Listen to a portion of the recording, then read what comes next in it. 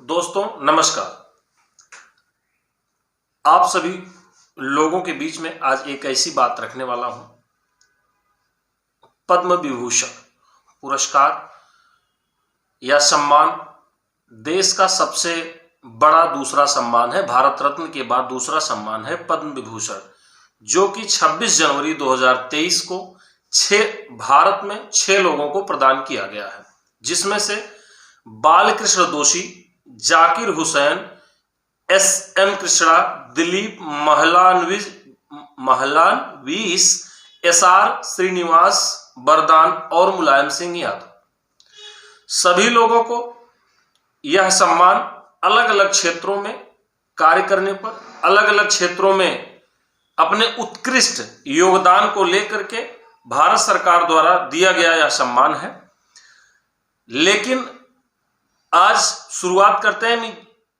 अगले 6 दिन तक सभी 6 लोगों के बारे में पूरी डिटेल खोज करके, पूरी डिटेल जितना भी हमसे बन पाएगा ढूंढ के आप लोगों के बीच में मैं रखूंगा। लेकिन आज की डेट में मैं शुरुआत करता हूं देश के रक्षा मंत्री रहे और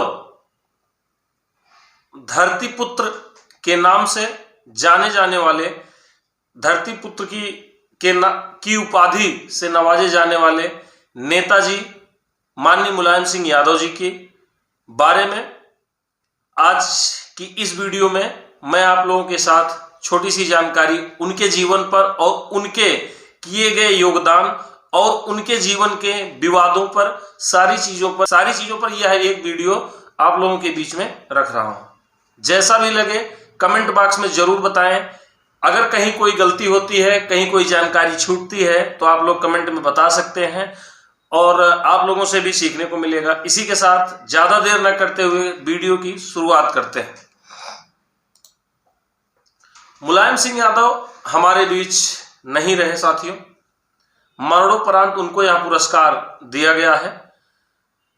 मुलायम सिंह यादव के शुरुआती जीवन और पहलुओं में जाते हैं, शुरुआत करते हैं। उनके साथ मुलायम सिंह यादव नहीं रहे, उनके साथ एक बड़े राजनीतिक दौर और हलचलों पर हमेशा के लिए पर्दा गिर गया। जिस माहौल में वे पैदा हुए थे और जो माहौल वो छोड़ के गए, दोनों में अब काफी अंतर है।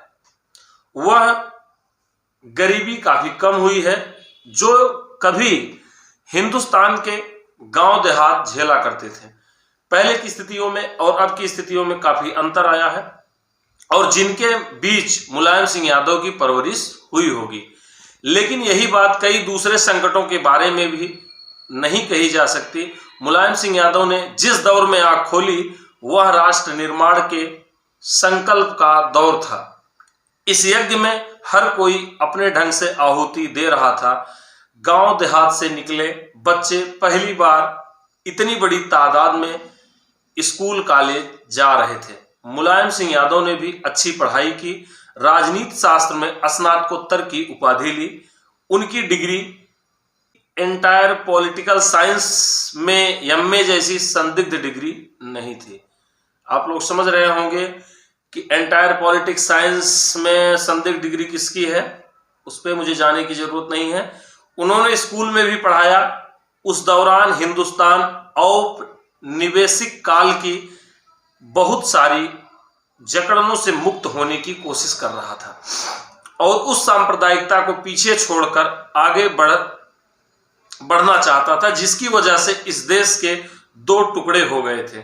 यह 60 का दशक था जब मुलायम सिंह यादव राजनीति में आए।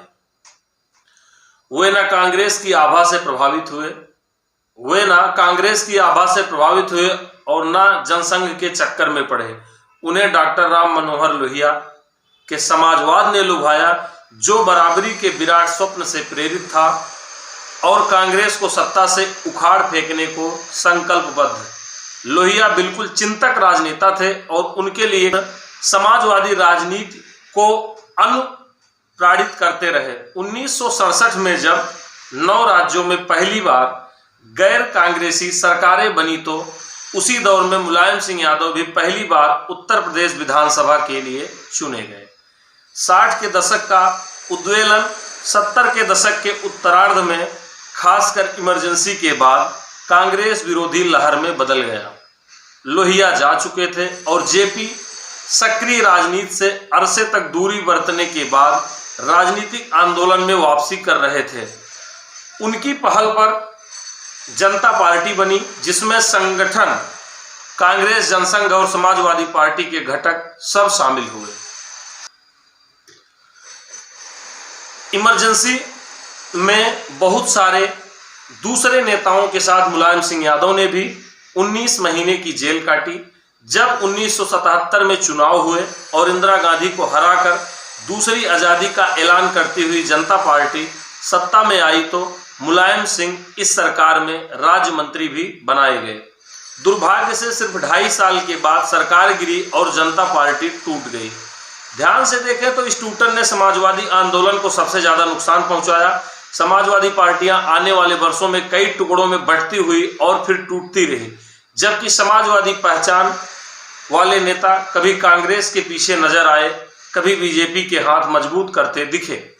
जनता पार्टी की टूट के बाद पहले लोक दल बना, इसके बाद चरण सिंह ने दम किपा बनाई, फिर जनता दल बना, फिर जनता दल भी टूटा, फिर समाजवादी रंग की न जाने कितनी पार्टियां बनती चली गई। Samajwadi party, Samata party, Rashtriya Lokdal, Indian National Lokdal, JDS, RJD, BJD, छोटी छोटी लड़ाइयों ने, छोटे छोटे सगुफों ने समाजवादी विरासत के 1000 टुकड़े किए। कोई यहाँ गिरा, कोई वहां गिरा। समाजवाद पर भगवा रंग भी चढ़ता दिखा और भ्रष्टाचार की कालिक भी नजर आई। जो मौजूदा समाजवादी पार्टी है वह मुलायम सिंह यादव ने 1992 में बनाई थी। तब शायद उन्होंने सोचा नहीं होगा कि वे उत्तर प्रदेश के छत्र रह जाएंगे और आने वाले दिनों में परिवारवादी राजनीति की तोहमत झेलेंगे। सबसे बड़ा अगर कमेंट और सबसे बड़ा ब्लेम अगर है समाजवादी पार्टी के ऊपर, तो परिवारवादी पार्टी का लोग ब्लेम लगाते हैं। यह तोहमत समाजवादी पार्टी को झेलनी पड़ती है। दोस्तों, यूपी में चरण सिंह की विरासत का वास्तविक हिस्सा उन्हें ही मिला, अजीत सिंह की मौजूदगी के बावजूद। लेकिन यह वह दौर है जब मुलायम सिंह अपनी समाजवादी गंवई जीत के साथ बीजेपी का मुकाबला करते नजर आते हैं। राम मंदिर आंदोलन की सारी आंच यूपी झेल रहा है। अयोध्या में कार सेवा के नाम पर इकट्ठा हुई भीड़ कायदे कानून को मानने को तैयार नहीं है। वह बाबरी मस्जिद के गुंबदों पर चढ़ जाती है। यूपी में मुख्यमंत्री बन चुके मुलायम सिंह गोली चलाने का आदेश देते हैं। तत्कालीन मुख्यमंत्री रहे माननीय मुलायम सिंह यादव, वो गोली चलाने का उस समय आदेश देते हैं। राम मंदिर की उन्मादी रिपोर्टिंग में लगा मीडिया, राम मंदिर में उन्मादी रिपोर्टिंग में लगा मीडिया इस गोलीबारी में मरने वालों की तादाद 2 से शुरू करके 200 तक ले जाता है। मुलायम को बीजेपी आने वाले दिनों में मौलाना का खिताब दे डालती है। अल्पसंख्यकों के प्रति घृणा की राजनीति मुलायम सिंह यादव के प्रति राजनीतिक घृणा में मूर्तिमान होती है।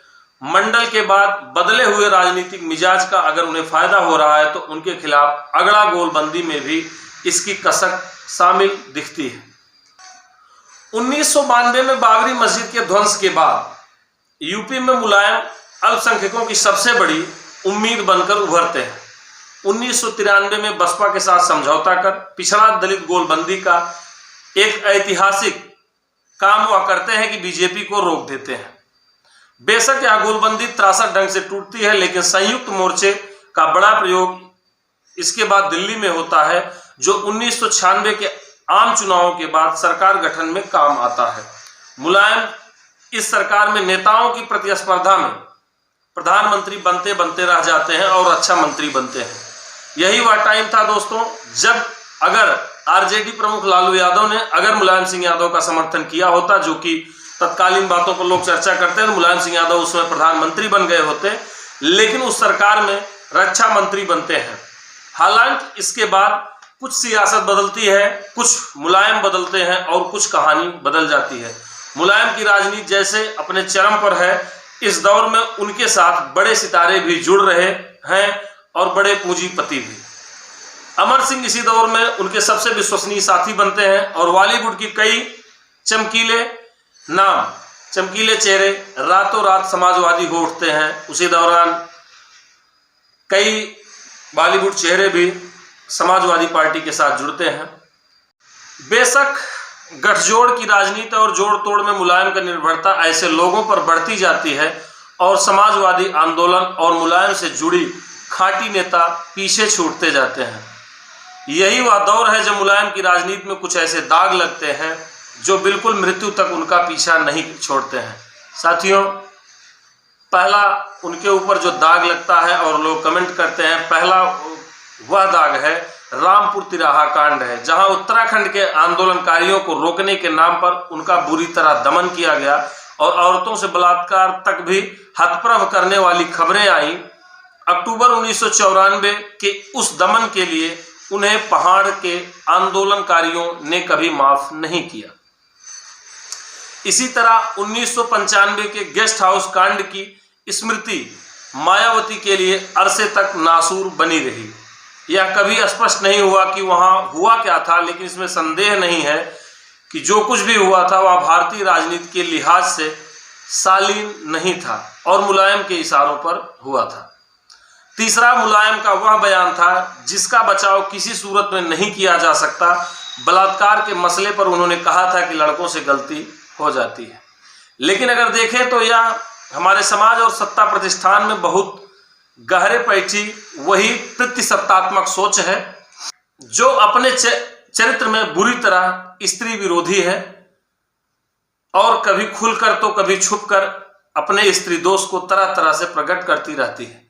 मुलायम ने जो बात बड़ी फुहड़ता से कही, दूसरे दलों के नेता बड़ी सूक्ष्मता से उस पर अमल करते रहे हैं। बीजेपी ने कुलदीप सिंह सेंगर, साक्षी महाराज और चिन्मयानंद स्वामी के साथ जो मुलायम रवैया अपनाया वह दरअसल बिना कहे एक तरह से मुलायम सिंह यादव की बात को स्वीकार कर लेने जैसा था। बहरहाल मुलायम और समाजवाद की ओर लौटें। आज समाजवाद की विडंबनाएं बड़ी आसानी से लक्षित की जा सकती हैं। हमने कई समाजवादी योद्धाओं को पलटते देखा। जॉर्ज फर्नांडीज जैसा बड़ा नेता बीजेपी के साथ खड़ा हो गया, उनका संकट मोचन बना रहा। लालू के साथ घर वापसी से पहले नीतीश अरसे तक बीजेपी के साथ रहे। मुलायम के भटकाव भी उनके करीबियों को मायूस करते रहे। समाजवादी पार्टी एक वैचारिक पार्टी से पहले क्षेत्रीय पार्टी बनी और फिर परिवार की पार्टी रह गई। लेकिन क्या इन नेताओं के निजी दुर्गुण थे या पूरी की पूरी भारतीय राजनीति एक तरह की सिद्धांत विहीनता के दलदल में चल रही है और नेताओं ने अवसरवाद को अपना सबसे प्रमुख औजार बना लिया है, या फिर पूंजी अब सत्ता और राजनीति को नियंत्रित कर रही है और जब तक आपके पास बड़ा पैसा नहीं हो आप बड़ी राजनीति नहीं कर सकते, या फिर भारतीय समाज ही वह सपना खो चुका है जिससे किसी रचनात्मक कार्यक्रम या सकारात्मक राजनीति का जन्म होता है। इस चरम उपभोक्तावादी दौर में समाजवाद या तो उपहास का विषय बनता जा रहा है या फिर कौतूहल का। इस मिट्टी से किसी मुलायम का जन्म होना अब मुश्किल है। मुलायम योद्धा थे, सारी मुश्किलों को पार करते हुए सारी आलोचनाओं से निकलकर 2012 में उत्तर प्रदेश में समाजवादी पार्टी की बुनियाद उन्होंने ही रखी थी। इसमें शक नहीं कि उन्होंने अपने बेटे को बेहद मजबूत विरासत सौंपी। अखिलेश यादव उस कामयाबी को दोहराने में नाकामयाब रहे तो इसकी एक वजह यह भी समझ में आती है कि उनमें मुलायम सिंह यादव की व्यवहारिकता नहीं थी। अपनी राजनीति को अपराध और जातिवाद से मुक्त रखने की जिद में अखिलेश ने अपनों को बुरी तरह से नाराज किया, एक समय मुलायम यादव को भी। लेकिन दरअसल यह राजनीति में शराफत की बहाली की वही कोशिश थी जो एक स्तर पर राहुल गांधी करते दिखाई पड़ते हैं और जिसका कुछ स्पर्श बिहार में तेजस्वी में दिखता है। मुलायम सिंह यादव ने अपने पूरे राजनीतिक कैरियर में बिना सोचे, बिना किसी से डरे, बिना किसी धर्म संकट के हर चुनौतियों को स्वीकार किया है दोस्तों, और हर चुनौती से लड़े और एक सफल राजनेता रहे, इसमें कोई दो राय नहीं है। इसलिए उन्हें रक्षा मंत्री रहते हुए सबसे बड़ा काम उन्होंने किसी शहीद के घर जब रक्षा मंत्री के दौर में गए थे तो वहां की तकलीफ को देख करके पहले टोपी और वर्दी शायद जाती थी सेना के शहीद जो भी जवान होते थे, लेकिन पहली बार उन्होंने यही व्यवस्था की थी, राजकीय सम्मान के साथ सैनिक का शव घर तक जाएगा और जिले के तमाम आला अधिकारी मौजूद रहेंगे। एक सम्मानित व्यवस्था शहीद को दी जाएगी। ये उनकी सबसे बड़ा योगदान उनका रक्षा मंत्री रहते हुए रहा और मुख्यमंत्री रहते हुए उन्होंने तमाम सामाजिक कार्यों में अच्छे कार्य उनके रहे, जैसे कि उन्होंने अपने टाइम में कन्या विद्याधन और कन्या विद्याधन बालिकाओं के लिए चालू किया था, जिससे कि कई पिछड़े और आर्थिक अभाव में न पढ़ने वाले बच्चियों को मदद मिली। मुख्यमंत्री रहते हुए उन्होंने बहुत ही कई अच्छे कार्य किए, लेकिन जो कुछ वाद प्रतिवाद रहा है उन चीज़ों पर भी हमने थोड़ी सी जो जानकारी थी वो चीज़ें शेयर की गई है। और हमारी यह वीडियो कैसी लगी आप लोग कमेंट बॉक्स में ज़रूर बताएं। धन्यवाद।